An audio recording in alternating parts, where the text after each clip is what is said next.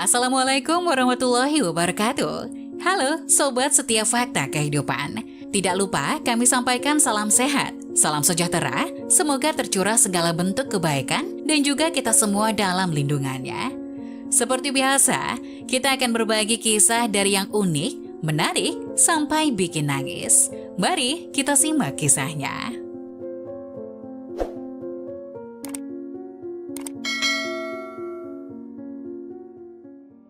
Mantan istriku menikah dan aku menghadiri pernikahannya. Pada malam hari aku menerima pesan teks darinya dan tanganku gemetar. Dulu saya adalah seorang pria yang miskin. Ketika aku menikah dengan mantan istriku, aku bahkan tidak bisa memberikan mahar 20.000 yuan. Tapi dia tidak membenciku. Meskipun dia menjalani kehidupan yang sulit denganku, dia masih merasa sangat bahagia. Mantan istriku sangat berbudi luhur dan berbakti. Tidak hanya kepadaku, tapi juga kepada orang tua saya.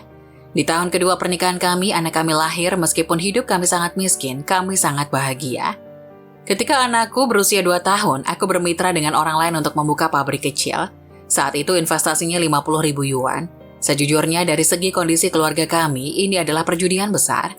Namun mantan istriku tidak pernah keberatan dengan keputusan yang aku ambil. Karena saat itu aku tidak punya uang, dia pun meminjamkannya untukku.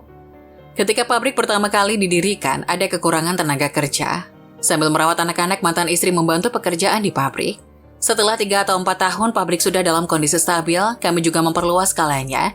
Karena kebutuhan pekerjaan, pabrik membutuhkan seorang sekretaris. Persyaratan untuk posisi ini adalah bahwa sekretaris harus cantik, memiliki kefasihan dan kemampuan kerja tertentu, dan Mayang pun bekerja di sini.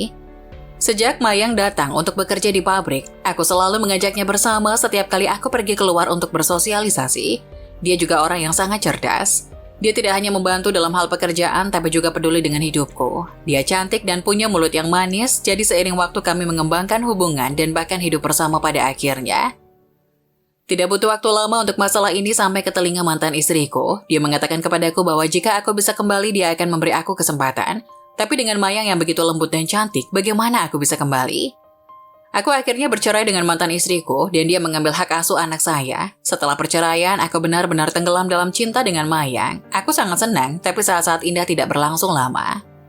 Pabrik mengalami kebangkrutan, akibatnya perusahaan memiliki banyak utang. Tiba-tiba pengoperasian pabrik menjadi masalah. Pada saat ini Mayang juga mengundurkan diri dan pergi bekerja dengan bos yang lebih kaya. Pada saat ini aku baru menyadari bahwa Mayang hanya mencintai uangku dan hanya mantan istri saya yang tulus kepadaku. Semakin aku membandingkan, semakin aku merindukan mantan istriku. Aku bertekad untuk mengajaknya kembali, namun dia sudah bersama orang lain yang segera menikah. Pada hari yang ditentukan, aku pun menghadiri pernikahannya. Dia masih sosok yang sama seperti dulu, masih berbudi luhur dan berbakti, tapi dia bukan lagi milikku. Pada malam hari, aku menerima pesan teks dari mantan istriku. Mungkin dia melihat kondisiku atau mendengar tentang masalahku. Dia menyuruh aku untuk tetap semangat meskipun kisah kami telah berlalu. Dia masih ingin aku baik-baik saja. Dia juga meminta maaf kalau dia belum jadi istri yang baik di masa lalu. Ketika aku membaca pesannya, aku benar-benar menangis. Aku benar-benar tidak tahu bagaimana menghargainya dan bagaimana aku bisa melepaskan seorang wanita yang begitu baik. Nah, bagaimana menurut kalian? Jangan lupa tulis pendapat kalian di kolom komentar ya. Wassalamualaikum warahmatullahi wabarakatuh.